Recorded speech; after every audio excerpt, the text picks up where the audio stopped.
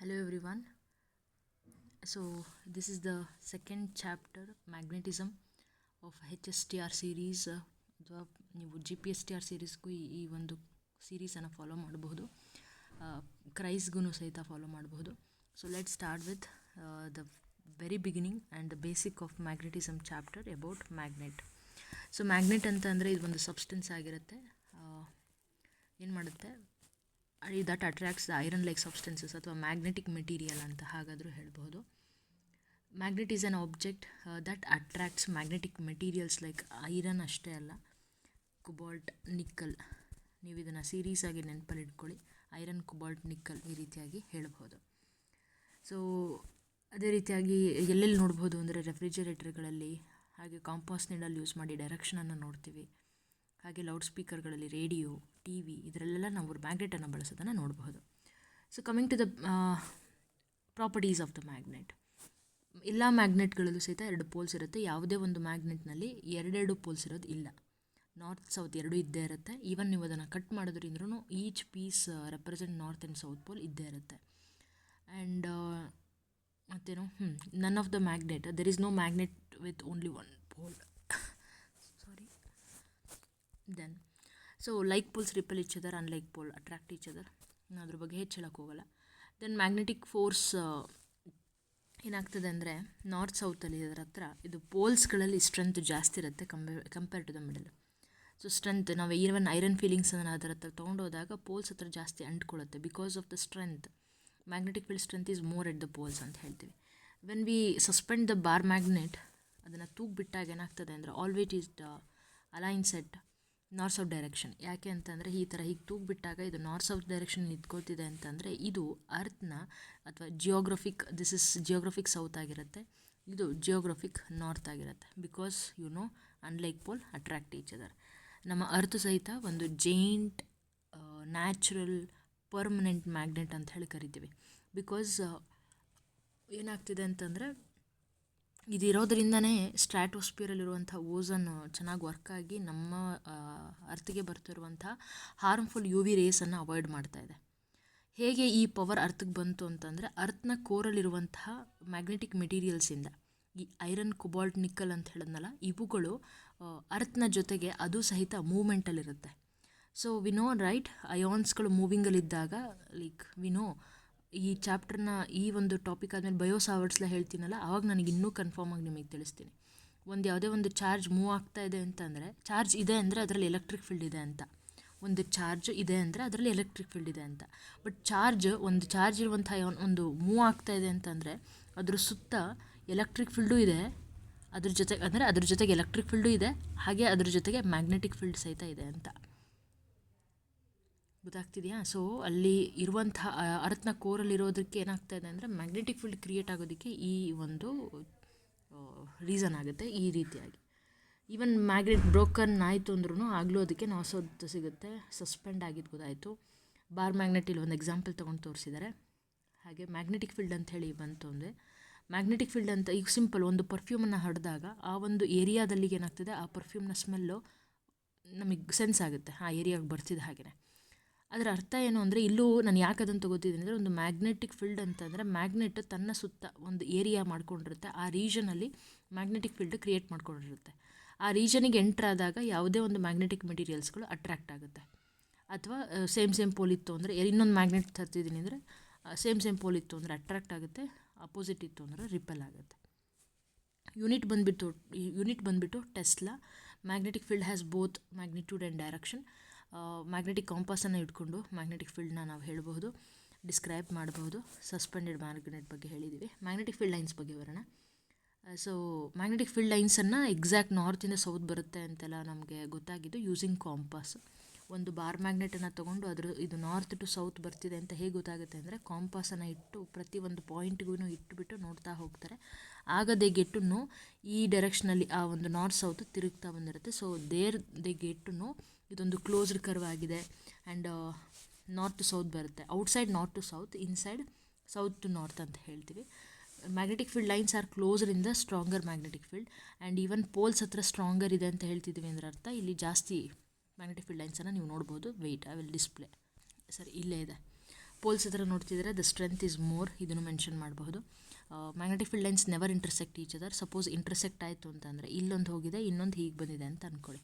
ಈಗ ನಾನು ಬ್ಲೂ ಕಲರಲ್ಲಿ ಡೈರೆಕ್ಷನನ್ನು ತೋರಿಸ್ತಾ ಇದ್ದೀನಿ. ಈ ಒಂದು ಪಾಯಿಂಟಲ್ಲಿ ಡೈರೆಕ್ಷನ್ ಹೀಗೆ ತೋರಿಸ್ತಾ ಇದೆ, ಇದರಲ್ಲಿ ಹೀಗೆ ತೋರಿಸ್ತಾ ಇದೆ. ಸೊ ಒಂದೇ ಪಾಯಿಂಟಲ್ಲಿ ಮ್ಯಾಗ್ನೆಟಿಕ್ ಫೀಲ್ಡ್ ಲೈನ್ಸಲ್ಲಿ ಲೈಕ್ ಎರಡೇ ಡೈರೆಕ್ಷನ್ ತೋರ್ಸೋಕ್ಕೆ ಸ್ಟಾರ್ಟ್ ಆಗುತ್ತೆ. ಇಟ್ ಈಸ್ ನಾಟ್ ಪಾಸಿಬಲ್ ಅಲ್ವಾ. ನಾವು ಕಾಂಪಾಸನ್ನು ಇಟ್ಕೊಂಡ್ಬಿಟ್ಟು ಓನ್ಲಿ ಒನ್ ಡೈರೆಕ್ಷನನ್ನು ಮಾತ್ರ ತೋರಿಸೋದು, ನಮಗೆ ಎರಡೇ ಡೈರೆಕ್ಷನ್ ಏನು ತೋರಿಸಲ್ಲ. ಅಂದರೆ ನಾರ್ತ್ನ ಮತ್ತು ಸೌತ್ನ ಎರಡು ಡೈರೆಕ್ಷನ್ ತೋರಿಸುತ್ತಲ್ಲ. So don't think like that.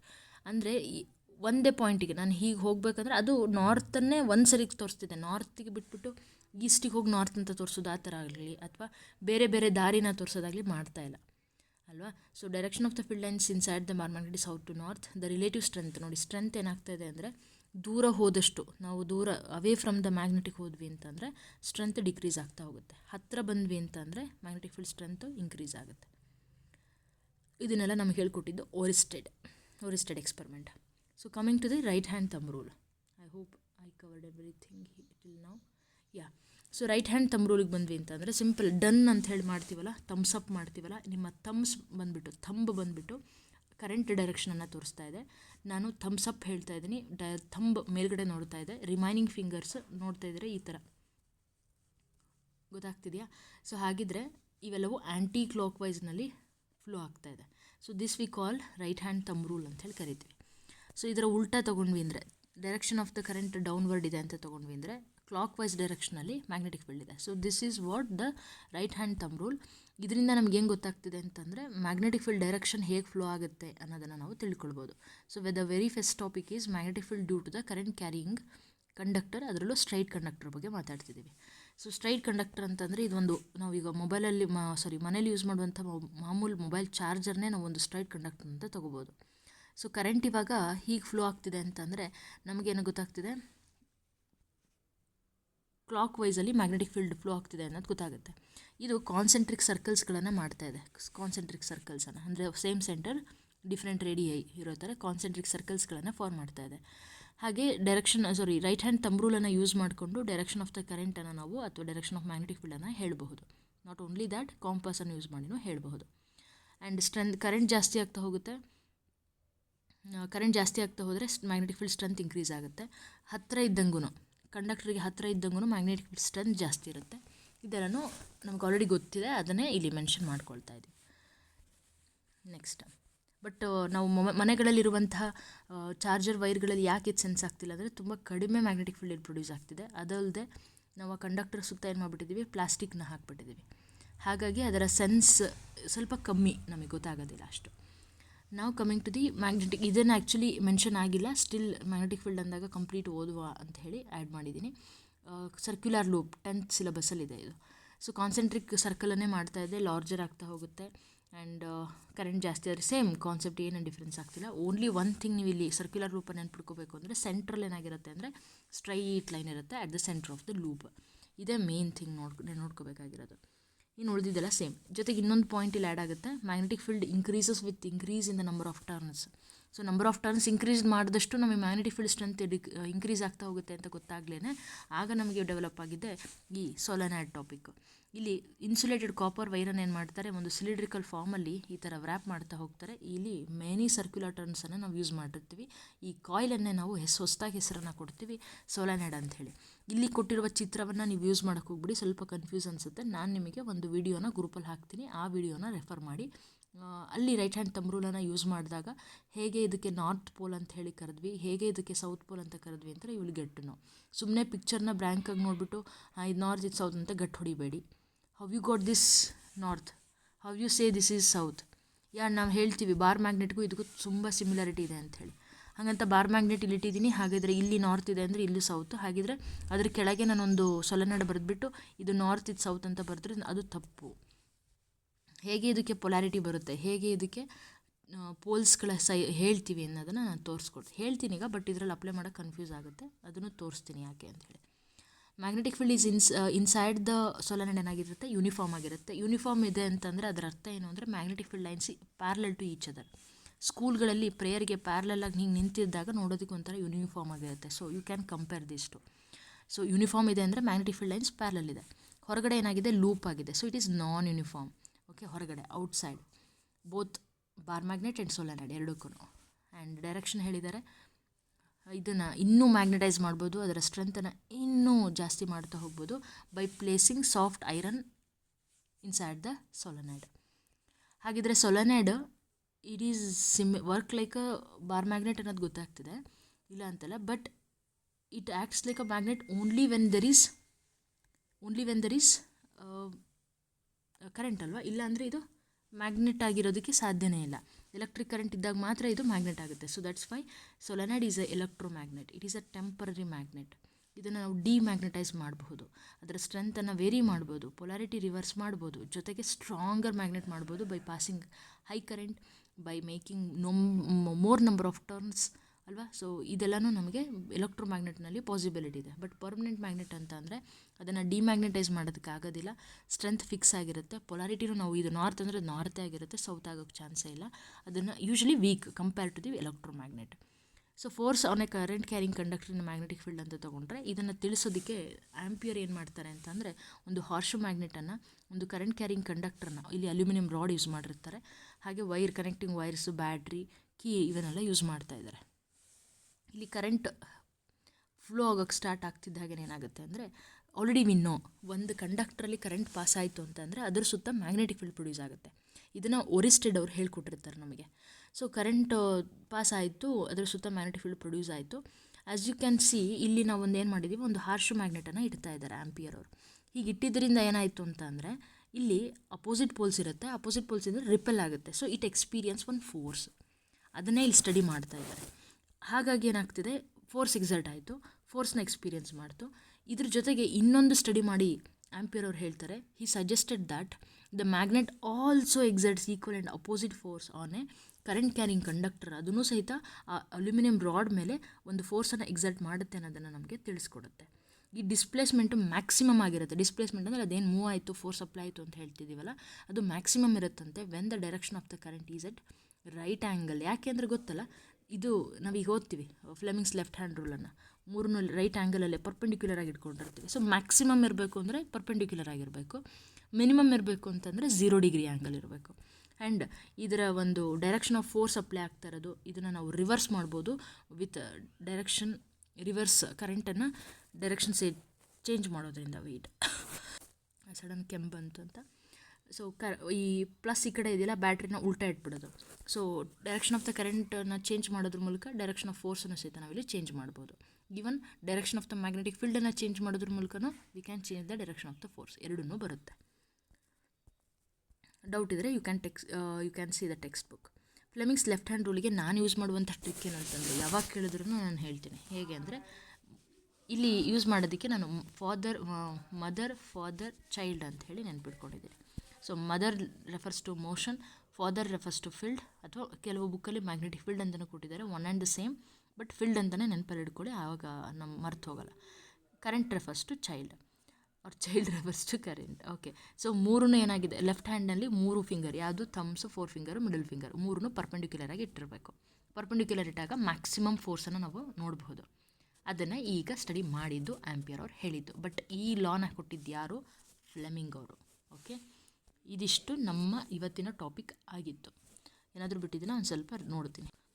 ಇದರಲ್ಲಿ ಎಲೆಕ್ಟ್ರಿಕ್ ಮೋಟಾರ್ ಸಹಿತ ಇದೆ, ಮುಗಿಸೋಣ. This is not actually present in the SSLC syllabus, but continued part ಆಗಿ ನಾವು ತೊಗೋಬೋದು. ಇಲ್ಲಿ ಮೋಟಾರ್ ಏನಾಗಿದೆ ಅಂದರೆ, ಇದೊಂದು ಡಿವೈಸ್ ಎಲೆಕ್ಟ್ರಿಕಲ್ ಎನರ್ಜಿನ ಏನು ಮಾಡ್ತಿದೆ, ಮೆಕ್ಯಾನಿಕಲ್ ಎನರ್ಜಿಯಾಗಿ ಕನ್ವರ್ಟ್ ಮಾಡ್ತಾ ಇದೆ. ಎಲ್ಲೆಲ್ಲಿ ಯೂಸ್ ಮಾಡ್ತೀವಿ, ಎಲೆಕ್ಟ್ರಿಸಿಟಿ ಕೊಡೋದ್ರಿಂದ ಅಲ್ಲಿ ಮೂವ್ಮೆಂಟ್ ಆಗಬೇಕು. Fan, washing machine, refrigerator, mixer, grinder, ಈ ಥರ ನಾನಾ ರೀತಿಯಾದಂಥ ಡಿವೈಸಸ್ಗಳನ್ನು ನಮ್ಮ ಜೀವನದಲ್ಲಿ ನಾವು ನೋಡ್ತಾ ಇದ್ದೀವಿ.